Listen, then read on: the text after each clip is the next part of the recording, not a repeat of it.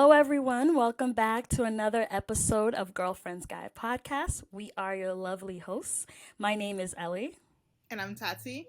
If this is your first time tuning in to our podcast, make sure you click that subscribe button and don't forget to comment and like. So, Tati and I are going to catch up. You guys know how this goes. For those who are tuning in for the first time, Tati and I, we usually catch up for the first half of the not the first half. Well, our catch up are pretty long sometimes, right?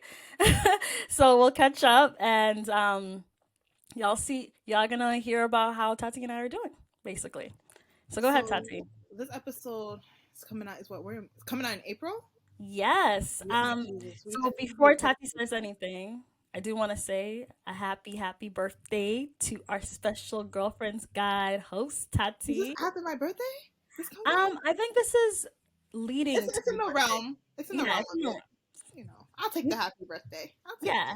Take it, it. take it. Yes, my birthday is April 14th. This is coming out before, after, who knows. So yeah, I'm excited. Have things planned, in the process of planning, so that's gonna be fun. This has a whole project. I have You a have a whole whole project. project. Yeah, so if it hasn't come out yet, stay tuned. And if it did come out, go comment and go watch and go like and go do all of that. Go hype her up. I was gonna say, so right now we're in March. Cool special shout out because this weekend we're gonna go celebrate our friend Ashley's birthday this weekend. Yes, we are. We are getting Hey, it's going to be a very interesting weekend. Very interesting. I'm excited. I'm ready. I'm ready. Ready. But other than that, damn, I feel like we haven't caught up in a while on it. It's because we've recorded a few episodes at Yeah. once, and then we've had a gap of recording episodes where we could really catch up. So I guess I feel like a month, like you would, since we release episodes every other month, we record one episode per Yeah. month. Yeah. So Well, guys, well, I don't think oh, we had our live. yeah, we had our amazing live with Taja. Yes. Thank you to everyone who joined. Yes, that was a very interesting one. It was We learned a interesting, lot. educational. Educational. And if you guys missed the live, go ahead and listen to the episode with Taja. Yes, I think it's Um, called The Sex Talk You Never Had. yes, That's what it's called. The sex talk you never had. Yeah, so definitely go check that out. It's very entertaining. You learn a lot. We learn a lot. So go ahead. Yeah, yeah. I think that's it. I've been holding off on sharing this information for a bit. Look at Tati's face. I've been waiting. Yeah, so my catch up is I've been waiting on sharing this information. I feel like this episode, corresponds with what I'm about to share. I'm the kind of person I'm pretty like personal on sharing like what I'm doing and what I'm working on. So, for the past few months, I've been working on becoming a certified doula. Woo! Okay. Yo, pause. Because sis already has her bachelor's. Sis already has her master's. Kunya, she is going to become a certified African American woman doula. Yes. If the price wasn't up before, it is up now. It's up. Period. So I started classes back in November, and this was just a decision I made because I really focused on maternal health in grad school, and it was something that I felt like, how could I really help Black women? How can I really help African American women? And the one thing is that I knew I wasn't going to go back to school. I'm not doing that. Like going back to school for like years to become like a midwife and all that. That's not for me. So I wanted to find a way that I could really help women, and I decided to take doula classes, and it was great. It's so interesting. The doula class is really it's not only for me to help African American women, but also for me too, because like when I took the classes and the information I'm about to share with you all is just like, I was scared. Like, I was just like, I hope to be a mother in the future, and to see how Black women are treated in healthcare is just, and the neglect that they experience is just scary. And I was scared. I'm literally typing my research paper, and I'm just like, oh, I don't know about this mom life, this mother life for me. And when I took the class, I felt more, more educated, and it's just like understanding and knowing that you have the power over your body when you go to the hospital. It's not just you handling your birth experience to the doctors or the midwife, or the doula, but it's also you being part of your birth experience, and that was amazing. And I've learned so much, and I definitely want to help mothers in the future, especially those who are in the underserved communities that don't have access to this. So I'm hoping that in a couple of months, once I finish doing completing my hours, I'll be a complete certified doula and I can start helping others. So I'm that's just my happy that you news. finally shared this because I've been waiting for you to share this Yes, information. Tati And it's has not been my waiting. news to share. So I had to wait. But I'm just so proud of you because the Black women, we need people that look like us, especially when Absolutely. it comes into the healthcare field and especially when it comes to us giving life. So I'm just so proud of you. And she's going to be my doula. And if you need a doula, hit her up, period. I am actually already going to be a doula for a close friend. So, Yes.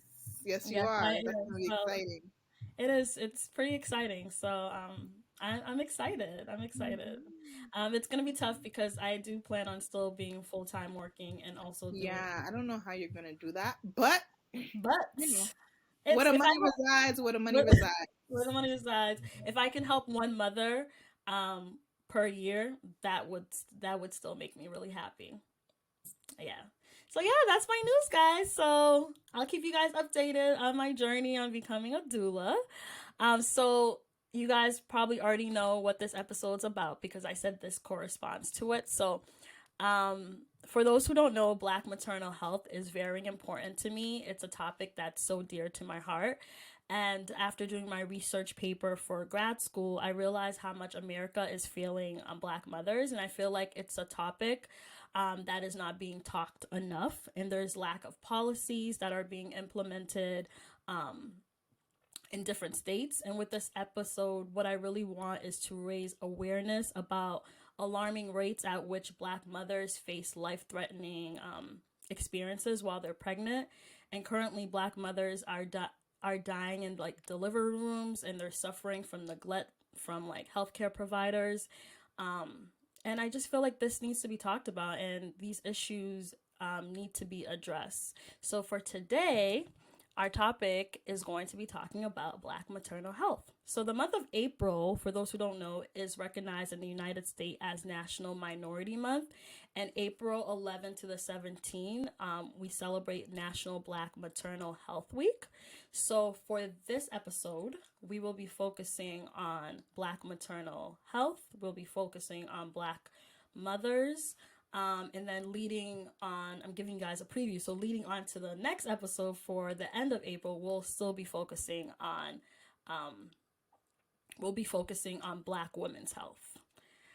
So for this episode, I'm gonna go ahead and read you guys the meme of the week. So the meme of the week, it says that United States has the highest maternal mortality rate in the world, and I'm gonna show this.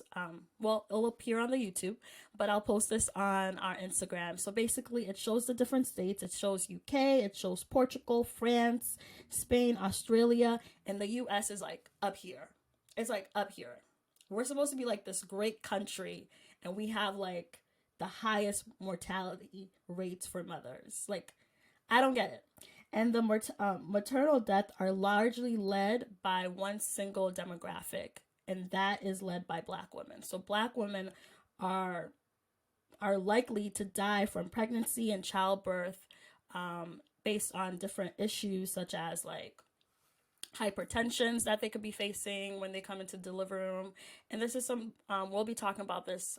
We'll be diving into this a little bit more, but I'm not gonna talk about this now. So we're gonna dive into this episode. So today on this episode, I would like to welcome Adriana. She is a doula trainer, and she is a student wife. So welcome, Adriana. Thank you so much for joining us. Adriana, you are muted. Embarrassing. Oh, hi, ladies. Thank you guys so much for having me. I'm so excited to be here. Thank you for joining. Yeah, that was really good. Okay. I'm so happy that you could join us. And I'm so glad that I reached out and you were able to meet with us and we could discuss you being on this podcast. I know you're pretty busy, and as doulas, you don't know when there's an emergency that's going to come Knockdown. up. So I'm really happy that you could really squeeze us into your schedule. Oh, definitely. I always try to make time for really important conversations like this because I think that change starts in conversations, and until we start having the conversations that we need to have, change won't happen. Of course, we need some action behind those things as well. But I'm excited to be here, and I'm so excited for the conversation. I think it's going to be a really good one. Awesome, awesome. So before we start, why don't you go ahead and tell us what is a doula? Because a lot of people don't really know what doulas are. Hmm. Everyone knows what a midwife is. Everyone knows what a OBGYN is. But a lot of people don't know what doulas are and what are their purpose and how they can serve them. So that would be great if you could really, tell us and our listeners what are doulas and what are their purpose. Definitely. I think, like you mentioned, there is a lot of confusion around what doulas do and what is doula care, and why is there a necessity for them. So, just basic definition: doulas are non-medical professionals that cater to women, cater to birthing people, excuse me, emotionally, physically, mentally, socially, in every facet that encompasses the maternal period, and that can be preconception up until postpartum, years after postpartum. I tell my students all the time that you are eternally postpartum. There is no set time where postpartum ends, and so really it's about caring for women in a different way for the rest of their lives, because you will always be postpartum. So there are different types of doulas. There's postpartum doulas, there's birth doulas, there's sex Yeah. doulas, and they're in your community. So how can like someone, find a doula? Like, what is the best resource? Do you ask your doctor for a doula, or Yeah, I mean, how do you go about doing I that? think word of mouth is the number one way that doulas tend to kind of get into practice. It's really about becoming a staple in the community. So I think word of mouth is a great way. A lot of times, 9 times out of 10, when I'm hired, when someone is seeking out recommendations for a doula, they're asking the people around them, they're asking their friends and their family, they're asking their providers. So it may be a midwife or an OB that's giving you the recommendation.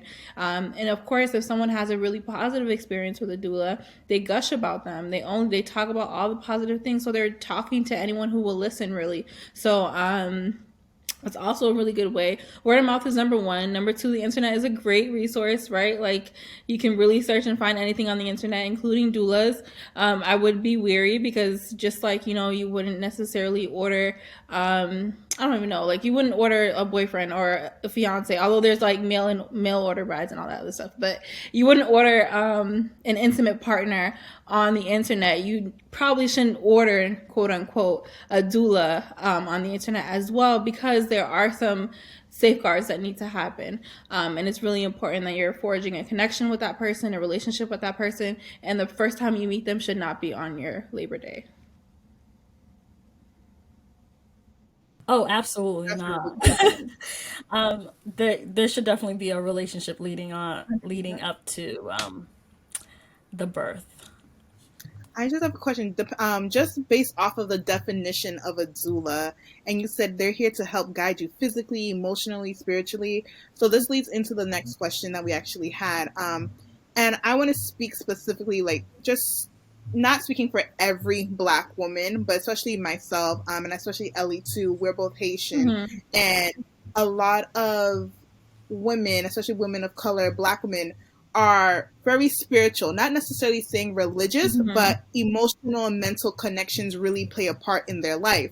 So would you say that for those who don't understand what a doula is or don't think a doula is necessary, would you say that there's an aspect that a doula provides that just goes beyond physical, but goes spiritual, emotional, mentally, to help that labor be the most calming, but also, even though it's not a calming situation, but they do provide a sense of peace and ease that just goes beyond the physical act of actually going through labor. Right. So do you think that a doula is needed in order to just help with your other senses besides the physical aspect of it? Definitely. I think you put it together in a very eloquent way. The act of giving birth is very much like the act of bearing fruit, right? You're bearing fruit in a new way. And I'm also, spiritual, religious, quote unquote. I'm Haitian as well, so grew up in the church. And that bearing fruit doesn't happen until you're able to really hone in on all the things that make you you. You know what I mean? And you can't bear good fruit on spoiled grounds. And that doesn't mean that babies can't be born perfectly healthy in toxic situations. But of course, we want out of this experience healthy moms, healthy babies, healthy families, and that can't happen unless we're addressing the spiritual, the emotional, the mental, the physical needs of a person, of a personhood, of a woman, of womanhood, of a family. And so it's very, very important. And that's also why before I mentioned the act and the responsibility that doulas have with their clients to build a relationship, because I cannot help and aid someone in such an amazing transformational transition in their life without knowing them on an intimate basis. So it's really important that we're building a relationship, that we're having those conversations, that she feels she can trust me in her space, and vice versa. I feel trusted in her space, because there's really a responsibility to be there, like not just physically, be there emotionally, mentally, spiritually, in all ways. So I definitely think that the responsibility of doula care, the need for doula care, transcends past the physical. I've been to births where I don't necessarily need to be touching them and need to be hands-on with them the entire time of the birth. It's really about being able to speak words of affirmations, right? Be uplifting in my words, be a positive force in the space, and also for someone to know that if no one else, my doula has my back. Do you know what I mean? If nothing else, if no one else, my doula knows what I want. She's going to advocate for me. She's going to be there regardless. And she's going to carry me through this as much as she can. Absolutely. That's amazing. And that's why I liked how you said that you should meet with your doula before, because you have to create a childbirth plan. And I think if a mother was just like, hey, I know for me specifically, I'm gonna need prayer in that room, because God knows. God knows. Right. So definitely, it's like if I express to my doula, definitely prayer is something I would want in the delivery room. Prayer is something that I know that she's going to make sure that I receive in the delivery room. So it's definitely important to have that relationship with your doula, to know what she could provide for you physically, emotionally, spiritually. Your doula is like, that's your number one person besides your husband there. Like I've seen and watched videos of like the husbands in the background. Doulas can like get husbands involved.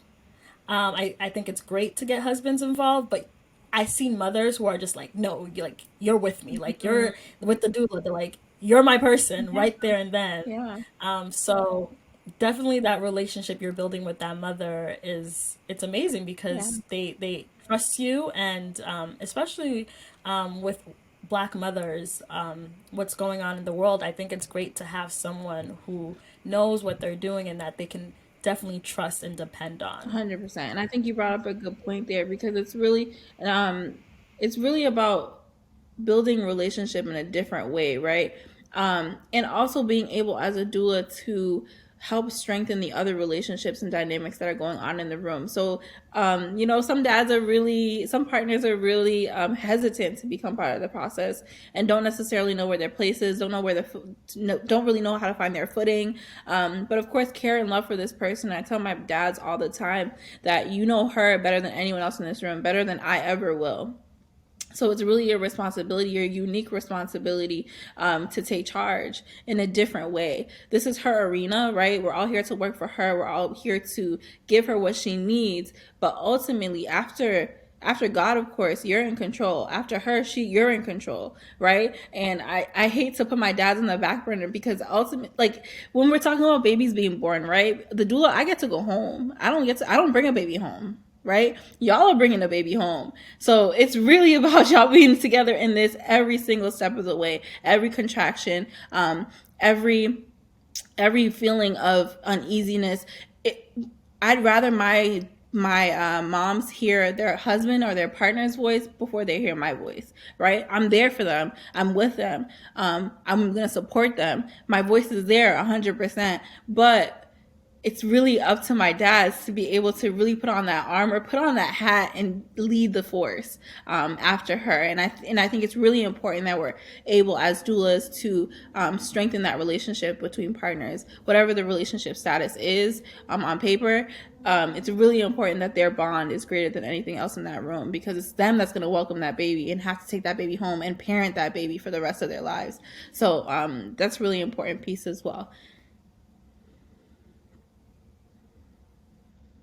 That is great. I definitely like how you said and you incorporated it's not just physical. There's many other aspects to it, because I think as mental health becomes more prevalent in healthcare, especially more prevalent in the African American culture, that we need to understand that physically, if things aren't right emotionally and mentally, it's going to have a negative impact. I think we are so used to having them in three separate boxes, not understanding they're all intertwined. I know me personally, throughout the years, I've developed anxiety, and my anxiety manifests in physical presentations. Like, I get nauseous. I feel like I have to throw up. I feel like I have to gag. And it's just kind of like, that's just basic anxiety versus if I'm in labor, and that's a whole anxiety ridden situation. I can't even imagine the physical symptoms that will present in already such a traumatic situation. So I really like how you incorporate and how doulas, it's not just like, okay, the purpose is to get the baby out safely and healthy, which is obviously the end goal, but let's also make sure mom is good.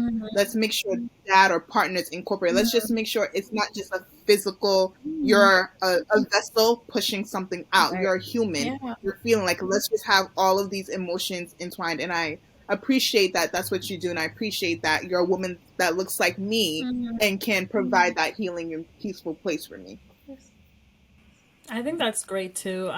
I've watched videos during classes of how fathers and dads are involved during the childbirth during birth, because that's part of the plan. The mothers want that. It's like they're hands on. Like, whether if it's in the delivery room in the hospital, they're on the bed with them, or whether it's like in in the tub, the father's there, to support the mother. And I really love seeing that, because like you said, they're the one that's going to go home with the baby and raise the baby. And I think dads being involved during the process, if the mother wants, because there's some mothers who they don't want the dads around. And if they do, I think that is beautiful. And I think it's great when I see dads involved. And for dads who want to know how to be involved, they should definitely ask the doula, how can I be involved? And, support the mother, because it is a lot of work. Even after, like, during postpartum, I think dads need to understand how they can definitely support the mother. I mean, I think there's so much value in having a partner, an intimate partner, right? I think that, there's a reason why it takes two, right, to create a baby. And I think it's so, so special, like you mentioned, to see dads who are active participants in bringing their babies into the world. And who feel every pain, even though, like, those pseudo pains, they can't necessarily feel pain, they don't feel contractions, but feel so much for the person who's going through it, that they are in, like, it manifests for them in physical pain or discomfort. Sometimes it is anxiety, and how do we deal with anxiety, and how do we make this a less anxious situation for them? But giving them a role, right, giving them a job, giving them duty and tasks, not only makes them feel important, but really intertwines them in the experience. I think it's just as important for our dads to be able to tell the story of their children's birth and coming into the world as it is for moms.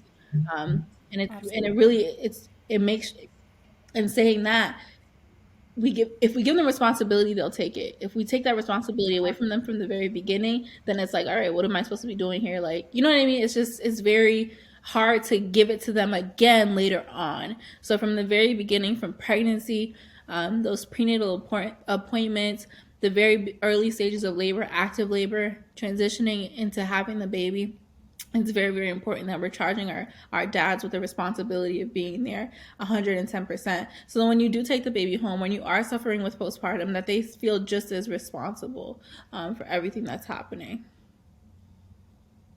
Absolutely. Absolutely. So Black mothers are 4 times more likely to die from childbirth than white women. So how can mothers better advocate and protect themselves during the birthing Oh, process? it's It's pretty yeah, sad. It is it's sad, and heavy. a lot of a lot of Black mothers don't have this information to go in, and it's like they trust these healthcare providers Mm-hmm. to deliver their babies and they safely go home. I was reading a post how after Serena Williams had her baby, she just didn't feel okay. She Mm-hmm. didn't feel right. She felt like something was wrong with her, and she got out of bed and went to the nurse and told the nurse that she wasn't feeling well and that she thinks something's wrong with her. And the nurse was like, well, I just think that you're like something's wrong with like she's like delirious, or like I think Mm-hmm. it's like the meds. You just had a baby. Why don't you go back to bed? And come to find out, I believe it was a blood. she had Yeah, clots. yeah. Yeah, she had blood clots. So it's just like Black women are expressing. There's several stories. Black women Mm-hmm. are expressing how they feel after the process, or during the process, how something doesn't feel right, and it goes right over the heads of the healthcare Yeah. providers. And I think it's important for Black women to know that they can protect themselves, they Mm-hmm. can advocate themselves, they shouldn't be afraid to speak up for themselves Mm, before the process and after the process. definitely. So, I just want to add on to that question because I feel like within the conversation we're gonna get to it, which is kind of like how to advocate for themselves and also how can they remove the fear Mm, of going into labor. I wonder if like knowing how to advocate maybe can help remove that right. fear. Because like you said about Serena Williams. So Right. Serena, if she's going through this, not saying yes. it's a situation where class should matter, but this is how you know it's like we are literally one in the same. And I think it was a Mm-hmm. pulmonary embolism that she was Yeah. having, and they completely disregarded that. Mm-hmm. So the fact that like Serena Williams, millions and millions, face known all around the world, it kind of scares us average African American women to think like if they don't care what she has to say, how do I feel comfortable to even advocate for Mm-hmm. myself? How do I remove that fear going into this Right. process? I also do want to add, Tati, on top of that, is that it's been proven that socioeconomics, like your status, does not matter when you enter that It delivery room. doesn't. You could be you could have the highest degree. There was a doctor that passed away Yeah. just a few Yes, months ago. pediatrics, like for kids. Pediatrics. And You can have the highest PhD. It doesn't matter what your socioeconomic background is. It's just Black women in all aspects are dying because just the lack of care and healthcare. I mean, And yeah. it's just sad that we it's been a constant issue, and it's sad that our country is even worse than all other countries. Why is that? I mean, like you mentioned, in some areas, Black women are dying at a rate of 4 to 5 times more than their white counterparts. Um, and there's so many different factors, right? But the underlying major component, the thing that unifies us all, is our race, not our ethnicity. So it doesn't matter if you're Haitian or you're Jamaican. It doesn't matter your class. It doesn't matter if you're upper class or a lower class. It doesn't matter your educational status. It doesn't matter if you never graduated high school or if you have a PhD. It doesn't even matter necessarily your weight. So there's comorbidities. That doesn't really necessarily make the difference. Your race is a differentiating factor. To answer that first question about how to advocate for yourself, knowledge is power. Number one, right? Being able to be well versed in yourself, in your own body, right? And being able to be well versed about who you are, what your likes and dislikes are, what makes you tick, what makes you not tick, what you're comfortable with, what you're uncomfortable with. A lot of times when we get into hospital settings, when we get into these high pressure settings, we kind of relinquish control, because it's like, you know what, I don't really know what I'm talking about in comparison to all these people who have done all this education and are practicing in the field. No one knows your body like you know your body, right? No one knows you like you know you. So being able to articulate what makes you you, right, and what you're comfortable with or you're not comfortable with is the value is it's invaluable to have that kind of to be able to articulate that. Secondly, when I say knowledge is power, being able to, pull up the facts, know the statistics, know very basic vocabulary. I'm not talking about knowing all the intricacies of medical diagnoses and all these things. I'm not saying necessarily you need to know what a pulmonary embolism is, or, cardiomyopathy, or any of these big, huge words that can be a little bit daunting sometimes, but it doesn't hurt to know those words. But my point is that being able to be to know things, right? To know the basics of, what does an EKG do? Right? What is this thing that they're going to put on my belly? What is the Pitocin? What is penicillin? How are they going to put in this IV? Knowing those basic things, right, about what's about to happen to your body in this process when you enter this hospital really sets off alarms as far as if something isn't going right. Because at times things go wrong and we don't trust our own instinct, because we believe and we want to trust, like you mentioned, we want to trust that this place that we're in, they have our best interests at heart.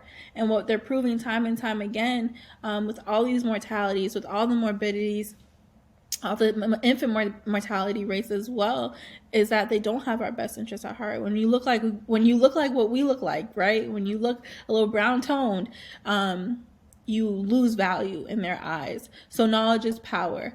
And not only arming yourself with that information, if you can't have a doula, which I always, have a doula if you can, but if you cannot have a doula for whatever reason, making sure that the people that you're bringing with you, your aunties, your moms, your cousins, your partner, whoever is going to be with you in that space, is as well versed as you are. It's that important, because when you're down and out, when you're in the middle of contraction and trying to get through it, the last thing you're hearing is you're not really necessarily hearing or being able to process what the hospital system is saying, that your providers are saying to you, your nurses are saying to you, doctors are saying to you. You'll say yes to anything, you'll sign anything, because you're in such a state of disarray. But knowing that your people, right, my auntie, my cousin, my partner, whoever's going to be with me, my mom, whoever that person is as well versed, who knows the plan just like I know the plan, who knows me as well as I know me as far as what I want and don't want.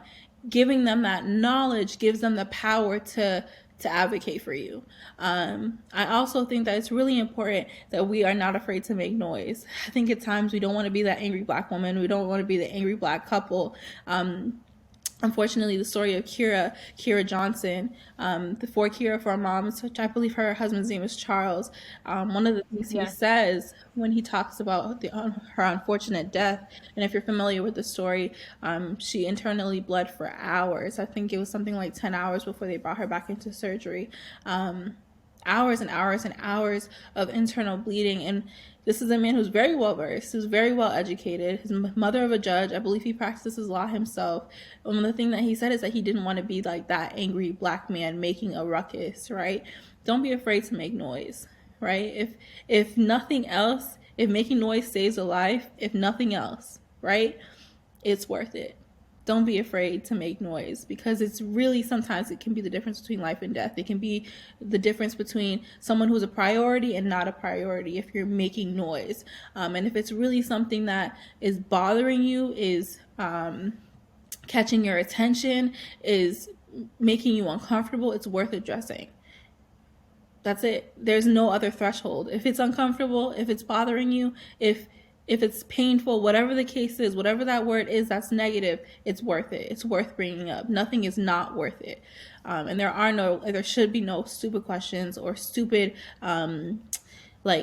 things to bother the nurse with. There's no way you're bothering the nurse. It's her job to cater to you, in a medical way, of course, but to cater to your needs. So use them in that aspect.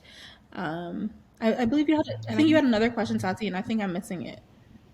I was just the next question was how can Black mothers remove like the sense of fear when going into labor? But I just wanted to touch on something that you did say, which I think in turns answers this question about how knowing certain things, like researching. You don't need to know everything, like you said, but because as a nurse myself, I can 100% say, like, there's times I go to a doctor's appointment with my mom and dad.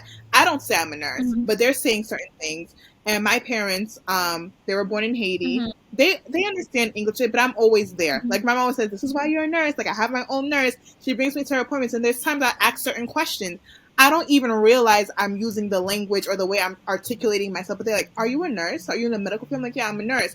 And it's like the minute someone in the healthcare profession realizes that their patient or someone with their patient is in the healthcare field, it switches up. They're like, oh, okay, that person just went out and told everyone, hey, her daughter's a nurse in there. Or she's a nurse. They're letting everyone know, be on your P's and Q's, top notch, 100% care, because they know what's going on. 100%. And unfortunately, not everyone's a nurse, not everyone's a doctor, not everyone's in that field. But just knowing those key words right there will let them know, ding, ding, ding, okay, she knows. She knows what she's talking about. She knows this and that. And so it's really important to, like I said, you don't need to know everything. Not at all. But know certain things about labor. Know those buzzwords. Know, like, you know, and especially being a Black woman, know that this may present differently in you than it presents in your white counterparts, and they may brush it off. But for you, that's significant. You know what I mean? So just doing your research can literally, I'm letting you know, they're gonna be okay. She knows what she's doing. We can't mess up because she has her daughter who's a nurse, or she does this, or she knows that. So definitely, education is key, and I think that in itself you can only go into labor prepared to a certain extent because you just never know. But I think a part of removing that fear is going in as prepared as you possibly can be. Yeah, and I think the important piece also that you just made me remember is, you know, hold your healthcare system accountable.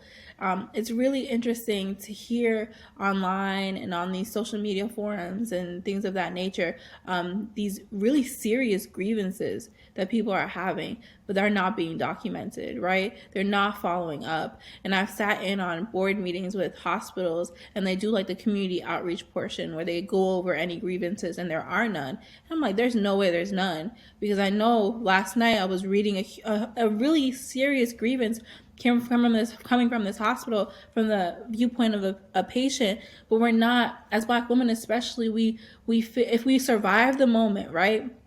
If we get through it, we never want to think about it again. We don't want to document it. I'm not going to write a report. I'm not going to file a complaint. It's so, so important that you're following up and holding your healthcare system accountable, holding your providers accountable, writing down the names of people who rubbed you the wrong way, not in like a petty kind of way, but rubbed you the wrong way in a serious way, offended you in a serious way, so that they're held accountable, because no one knows they've offended you until you let them know that they've offended you, right? So it's very, very important that we're holding our healthcare system accountable by filing those complaints, because the hospitals want to hear them, right? And whatever their motive is, I'm not going to speak on that, but they want to hear them. And it's important that you're documenting serious complaints and not just leaving it on social media where it dies off in a couple of days once the next news story comes up. It's so, so important that we're following through and that we're filing complaints. I think that's very important, and I think that's where change starts, and that's where policies are implemented. Because if there's no issue, if the hospital looks like they're not having any issues and there's no claims that are being filed, then it looks like there's no problem, right? Yeah. So there's not going to be, the states are not going to try to implement any policies that could save next lives. And I think with us speaking up and holding our healthcare system accountable, there's a chance that you could be saving someone's life. 100%. And I definitely think the change does start with the healthcare system. And it also starts with us working together in the communities to make sure that those changes do happen. I don't know for you guys, but I've seen so many people coming together to make sure that there are acts being put and are being implemented to help mothers. If I didn't see that 2 years ago or 3 years ago, it's because people are speaking up, and when people speak up, there's change that happens. So I think we need to continuously continue to speak up about these things, so change could happen. Definitely. So we'll move on to the next question. So, what are major factors that contribute to the disparities in Black maternal health? I mean, the number one, right, is race. But there are Absolutely. comorbidities that we don't take into consideration and sometimes don't present themselves until we're in something like a labor intensive space, like labor and delivery, like giving birth. Cardiac issues are huge. Bleeding, hemorrhaging issues are huge as far as in the Black community. Issues with weight, sodium intake, and not generally being of good health, as far as what we could be doing on a day to day, what we're taking into our bodies, that kind of way. So those are huge issues, and those are kind of minute in comparison to what our system's doing because we're Black women. It's really important that you're aware of certain things that go on in the hospitals that you're going to be receiving care from. So being aware of their rates of mortality, maternal mortality, and what's connected to, because cardiomyopathy, issues with the heart, issues with bleeding, those are major ones, right? But there are also things like accidents. What's the rate of accidents, maternal related accidents in the hospital that you're receiving care from? What's the rate of neglect? What are the rates of complications as far as post recovery? Are there things happening post recovery that are not being addressed right away, that are building up and becoming major issues? Issues like eclampsia, which can happen postpartum, blood pressure issues, things of that nature. So it's very, very important that we're defining for ourselves what our standard of care is, and not that we're being subjected to whatever the hospital standard of care is. Because on paper, it's always going to be like, we have patient-centered, patient-focused care. They always have these, safe words and all these things, these systems in place, quote unquote, these, code reds and code blues and code whites to keep them accountable on paper. But it's very, very important that we're familiar and we're familiarizing ourselves with what's my standard of care, what's okay with me and what's not okay with me. Will I be able to recognize when I'm not getting the standard of care that I need, and that's beneficial to me, and what will I do about it? And it's really okay to get up and leave, 100%. And I think sometimes we fear that, right? We fear getting up and leaving, causing a scene, but it's really important that we are able to get up and go. We just have a follow-up question to something you just said that I honestly never thought about in terms of finding out what their maternal death rate is and all their incidents and accidents. Are we, I don't know if as a doula, if you've encountered this situation, if you know, but can we request that information 100%. From the hospital? And most of the time, they should be posted online in their annual reports. Hospitals are required to post online in their annual reports, which include things like maternal deaths, which sometimes will even include more specific details into maternal deaths. So rates of accidents, rates of issues with bleeding or hemorrhaging, rates of quote unquote, et cetera, et cetera. And it's really important that we're familiarizing with ourselves and seeking out that information. So if you go into your hospital's website, you go into the labor and delivery page, you should be able, and not even just in the labor and delivery page, but even in like the directory or somewhere around there, they'll have like this huge long list of like, I'm forgetting the name, but it'll say like 2021 analysis or 2020 analysis or something like that. And it's a long document, it's a huge document, usually hundreds of pages, but sometimes you can even like, there'll be a index in the beginning. You can flip to the page where it's labor and delivery or maternal health rates, and look for those stats, because it's so important. And a lot of times, like if you work for a hospital, if I work for a hospital, I may not know that information readily. I wouldn't think to seek out that information, but they are required to provide that information to the public. Absolutely. Also, I know that you can also request to get information on specifically your doctor, right? 100%. Okay. Calling their office, you should be able to get that information. Also, they have a bureau that they have to report to. They have a licensing agency or board. So, requesting documents for them. Are there any complaints or strikes on their record?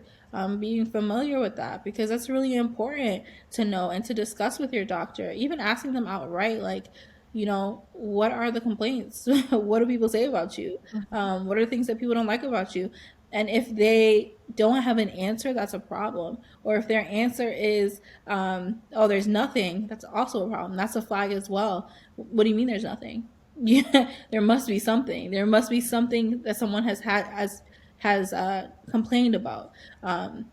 And it's really important to familiarize yourself with that so that you're on alert. It's really about giving yourself the information, not so that you can use it against them, not so that you can cause drama or be an issue, but it's about if this doctor has a history of using bad language, let's say it's just bad language, when he starts to use bad language with me, I'm like, whoa, whoa, whoa, whoa. That's not going to happen here because I realize that's an issue that you had before. I'm not going to subject myself to that. I'm going to move on. That's it. Yeah. That's it. Exact period. I think with doctors too, I've actually had a friend during her pregnancy. I was checking up on her, and one thing that she expressed to me is that she felt like her doctor wasn't listening to her. And I was just like, well, if your doctor's not listening to you, you have the right to be like, I'm sorry, I'm gonna have to find somebody else. Yeah. Deuces. Like, you don't have to feel like you're obligated to stay with someone who's not going to listen to you now. If they're not listening to you now, who knows how everything's gonna go? 100%. And it's really, I can't trust and you we at have that to be point. unapologetic about it, right? It's not even about saying like, I'm sorry. Not to say I'm sorry. I'm an apologetic kind of person. I apologize to everyone. But it's really about being unapologetic about your care. Who are you going to apologize to when it's your life in the balance or your child's life in the balance?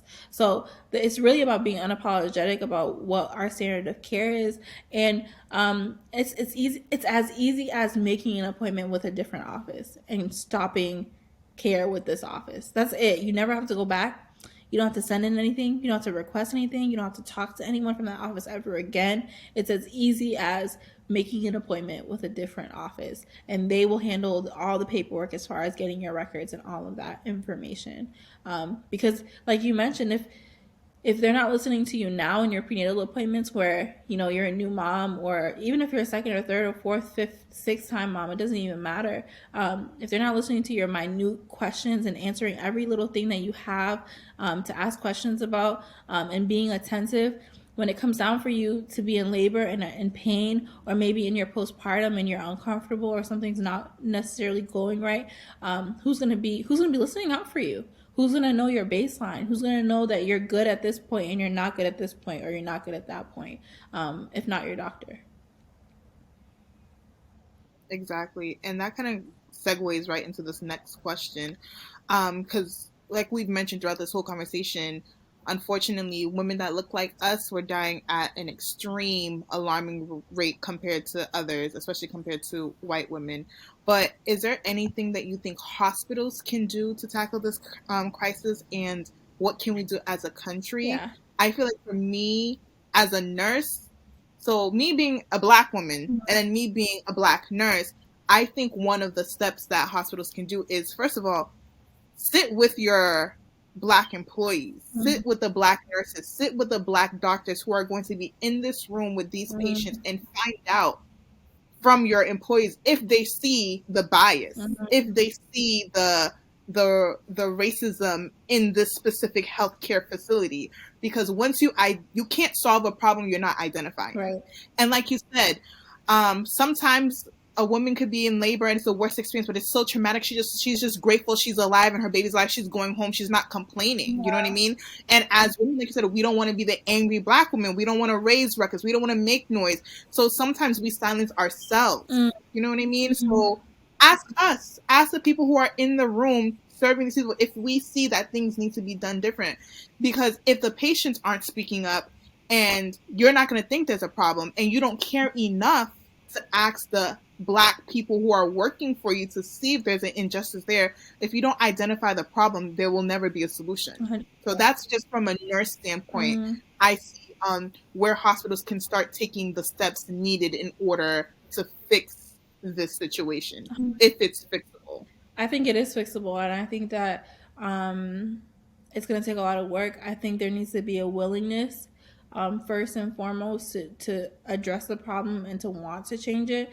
And I think, from the very beginning, I think it begins in education. I think from the very beginning, there needs to be things. I think the cultural sensitivity trainings and those seminars where you go in for an hour and all the whole department has to go in for an hour to do cultural sensitivity training is absolute BS, because we're obviously missing the mark. We're missing the point. And there's no possible way that you can identify and rectify the hundreds of cultural nuances that are the Black community. Not only the Black community, but the Asian community, the Hispanic community, all these different kinds of communities that are so beautiful in their own respects, and also deserve a different level and a different type of attention. Although the standard of care should be the same, the way that I would interact with an Asian person and their cultural nuances is different than a Black person's, because we have different standards, right? We have different things that our culture deems as important. So it's very, very important that we are starting at the very, very beginning in the education of our providers, the educations of our OBs, the future OBs, before residency, right? So in the very beginnings that where they're talking about things like, environmental racism and social justice. And I think it's really, really important that we're beginning to dismantle the hospital hierarchies. There's no way that there's a pyramid, right, and the doctor's on the top. There's no way. And we expect for this to be a healthy system that breeds healthy outcomes and healthy babies and healthy moms when the doctor's above reproach, when there's no one that's able to call them out on their BS. Honestly, that's what it is.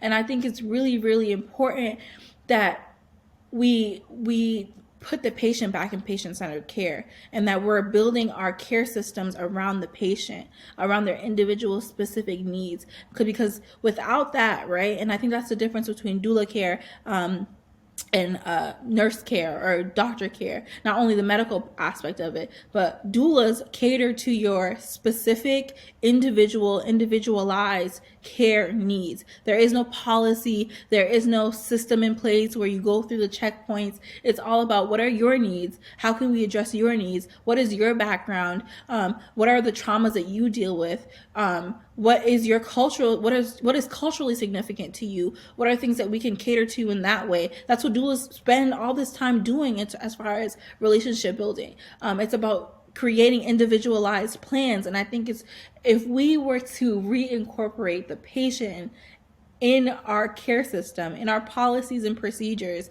instead of saving our own butts as far as, liability and malpractice and all these suits and things of that nature, if we would reincorporate the patient, we would see outcomes far better than where we are now. Not only that, I feel like we do a disservice to not only our patients, but to ourselves. I can't imagine what a provider goes through on a day-to-day basis and what they do to try and cope with the trauma that they experience on a day-to-day basis. It must be so, so hard. And I do believe a lot of providers, especially if you've been in the game, in the work for years and years, you become desensitized to a lot of things, desensitized to the point where you don't see people as people. You don't see a person in their personhood. You see case numbers, you see conditions, you see comorbidities, you see acute conditions. You don't see necessarily that this person has maybe a history of sexual trauma. This person has a history of anxiety disorders that manifest in physical pains, right? You're not seeing that. You're seeing what they're presenting with, and we're missing everything else, which therefore, causes different diagnoses, which causes different outcomes. And then if we talk about like all this implicit bias stuff, right? When you come into a room and all you know is your implicit bias, and all you know are the statistics for Black people or Black women. When a woman complains about pain, you automatically assume it's only right because you're desensitized, because we're in a culture where you are at the top. It's only right that you assume, or it's only natural, excuse me, not right, but natural that you assume that this person is maybe drug seeking, and seeking pain relief, and that they're not necessarily feeling what they're feeling because you're so desensitized. I think it's really, really important that I'm just going to say it again, reincorporate the patients in patient-centered care. I love what you said there, because I think this topic specifically regarding Black maternal health, obviously racism, that's it's present, it's evident, it's there. But even just to dissect it a step further and just even take away this specific topic of Black maternal health, just the healthcare system in general, and how you said that providers, it's not even patients anymore because they're so desensitized. And this is in no way of me advocating for the racism that is in the system at all, but just even just being in the healthcare field, it's kind of like how, unfortunately, when we go on Instagram, Black Lives Matter, we're getting so desensitized to seeing Black bodies being killed in front of us because it, unfortunately, is becoming the new norm. There is so much that goes through a doctor's, a nurse, a provider, people in the medical field's minds, that it's like they don't purposely not see you as human. They see you as, I need to take care of you. This is the standard of care and knowledge I've been given. This is what I can go off of. You have this pain, boom, standard of care. I'm trained to give you this. And it's literally a situation they don't even have the time to see you as a human. And I've seen that firsthand in terms of just me working in a clinic and the amount of time slots they have for doctors to see their patients is ridiculously short. The system is all about the money. So when you're having a patient, the standard patient come in and the appointment time is only supposed to be for 20 minutes, but this patient has a 45-minute, 50 to an hour condition that they need to discuss, the provider doesn't have that time because they have 5 other patients waiting. It's literally a system where the healthcare system is built on money and not the patients. Therefore, when you're working in it, your mind uncontrollably goes into that aspect as well. And now you're adding racism. So you're telling me I need to run the standard of care, but see all these patients, but also I have to keep my job and hit my quota. But yet I have to remember that this patient is white, this patient is Black, this patient is Asian, this patient is Hispanic. And all 4 of these categories and beyond require specific needs. How? I am not an octopus with 8 different arms. And this is not to condone the blatant racism that is present in this case, but this is just to highlight and show that the healthcare system overall needs to be dismantled and rebuilt. And like you said, put the patient back into patient-centered care, because unfortunately, we are only human too as healthcare workers. And we have all this trust put into us, but there is only so much we can do. Because even me as a Black woman, I have my biases that are seen and unseen. You know what I mean? I go into a patient's room and I see a Black patient. I know, because that's my people, and I can't even stereotype another Black woman. I can't even do that as a Black woman. I still have to think of her as another patient, but also not putting my own stereotypes or my own knowledge of her being a Black woman into that completely, because her experience may be completely different than mine. So it's just a lot, and I just love how you just said that we need to put the patient back into patient-centered care, because this is racism. But even if that was erased, which it never will be, hopefully, but probably not, there is just something within the healthcare system in general that needs to be rebuilt completely. 100%.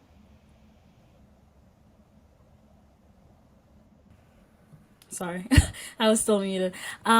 Definitely. I feel like everything that you guys said, I completely agree with it. I have worked on creating policies of what do I think that should be done to tackle this crisis. And it's just, I've never thought about patient care. You know, it's just like, what can the states do? What can the hospital do? How can the hospital educate doctors? And it's, I've never thought of, putting the patient as in the in It's the funny, center right? of it And I all. don't think And it's anyone perfect has. patient. I don't think anyone has, because if you You ask a haven't. person what they need, instead of speculating and creating all these policies and procedures around what you think they need or what the stats say they need, if you ask the person, they will tell you what they need. If we ask Black women what we need, we will tell you what we need. Point blank and period. We'll tell it very plainly. We're very able to say and to articulate what our needs are as women of color. We are able to do that if we're given the opportunity and the space to do so. And I think that's what we're lacking. We're not having those opportunities to be able to say what we need. Mm-hmm. And then when we do say what we need, It's ignored. they don't listen. It's ignored. But I think that that shouldn't discourage us as Black women. I think we should continue to still speak until they listen. Yeah. And don't silence yourself and continue to speak up for yourself. Yeah, 100%. I mean, in these, it's interesting, like you mentioned. I think it was Tati that mentioned becoming desensitized to seeing Black bodies being killed and mangled and mauled as a result of what's going on, police brutality and all these things. I think we also have become desensitized to the inadequacies in our healthcare system, because it's been the standard for so long. It's almost like we don't see that it's inadequate because this has always been the standard. And I think now that we're able to have now that we are having these conversations, and we are holding them to a higher standard, my own standard. I'm not holding you to the standards that you guys have set for yourself, but instead I'm holding you to my own standard. We're seeing these shifts. We're seeing these patient boards, these patient-led boards, and patients becoming part of board meetings and on staff as patient advocates and navigators and all these things. Is so important, because now we're shifting the tide. We're giving the mic back to the people, right? And it's really important. Like you mentioned, I think Tati mentioned as well, the fact that our healthcare system is so money driven, and money is what talks, right? And I think the more noise we make, we can be louder than the money, right? If we allow ourselves to be, if we give ourselves a voice and the permission to be loud about what matters to us. I 100% agree. I think it's just we're just so scared to be perceived a certain way, unfortunately. Yeah. But definitely, if we yell enough, they will have no choice but to listen. Right. Yeah. So it's just having conversations like these, and this is why I want to say thank you again for just even taking on the role of being such an important part of such a tough journey for women in general, but specifically for Black women. And I just honestly, like, before I was like, okay, a doula, like, what? I don't need that. Like, I'm okay. But then it's like you like, you hear so many stories and you see how much of an impact that the healthcare system has on a person negatively, that a doula can only help, in my opinion. A doula can only help.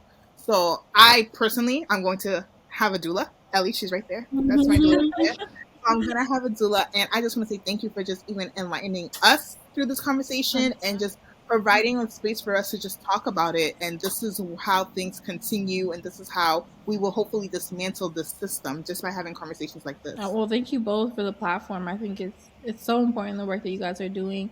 And I don't discredit at all podcasts and their ability to really make a difference, because it really just takes that one person to hear that conversation one time, and it holds true to them, and they take it with them the rest of their lives. So it's really you guys holding the platform. I'm so glad that you invited me on, and I'm happy to be here.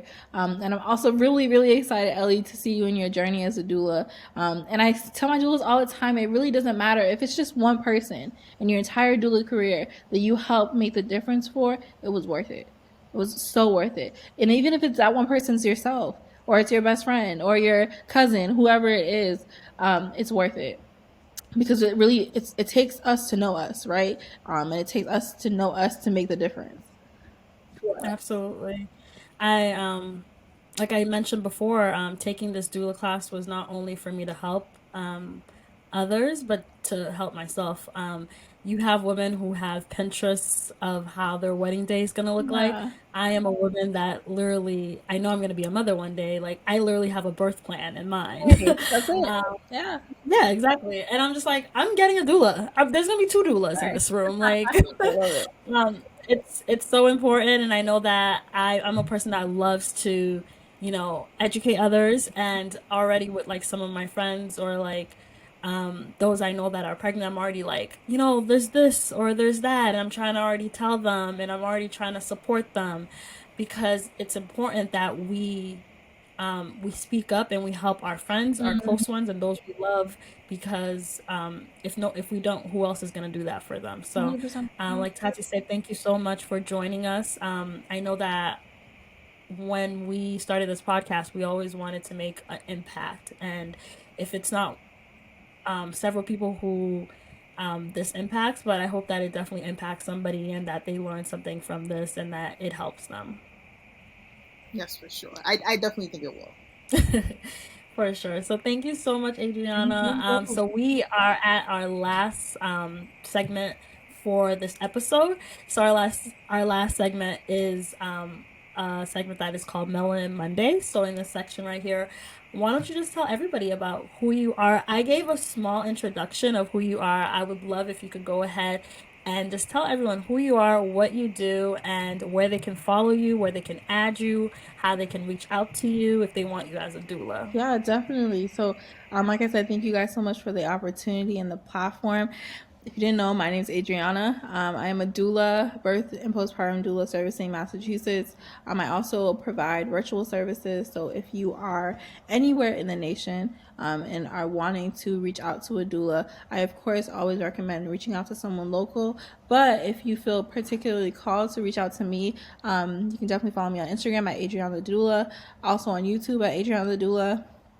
I have recently, actually started in September, have started midwifery training as a lay midwife, a home birth midwife, and that has been amazing. So I'm so excited for that, to see where that journey takes me. I think I'll always have a doula's heart and a doula's brain, and will be a doula forever. Once a doula, always a doula. But I'm excited to see where birth work takes me in general. If you're interested in becoming a doula or kind of wanting to explore that a little bit further, I also train doulas and provide a monthly course that runs usually on the first weekend of the month. It's 4 weekends a month, about 12 to 14 hours of Zoom or in person, if we were in person, but Zoom training, and also an online component. And it's always a great time. It's always great discussion. It's always a great crowd. And I'm always happy to have new faces and new people on there. So if you are interested in doula training, you can definitely reach out to me either via email, so doulaphilosophy@gmail.com, or directly on the website, doulaphilosophy.com. Our teaching platform is doulaphilosophy.teachable.com. And of course, I'll give you guys all of that information so you can share it in a more succinct way. But that's really it. I'm just out here really birthing, and I don't have children myself, so I'm not busy with kids in that way, but I always have someone's baby, always. That's amazing. Thank you so much for doing what you do. And I know that the mothers that you have helped are still grateful. I'm grateful. Definitely. Yeah. I know that there's always relationships are built off this, and where I've seen mothers who have the same doula for like the same like every birth. Yeah. And it's beautiful. It's beautiful. So beautiful. Yeah, it's really about, and the relationship is so important. And I think I'm honored to attend a first birth and then a second birth and then a third birth, because it really just shows the level of trust that they have in you. So I think the mark of a great doula is clients who return. That is beautiful. I like that. I will definitely be reaching out to you on my journey, and please do. I want to follow all of it. Please do. Thank you so much. Thank you so much, Adriana, for joining us. Yes, thank you. We really appreciate you. Thank you. And thank you all Thank you all for joining us on this episode. I hope you guys enjoy this episode. I hope you guys have a lovely Monday, and make sure to tune in on Wednesday to watch the episode on YouTube. Have a wonderful day. Bye. Bye, guys.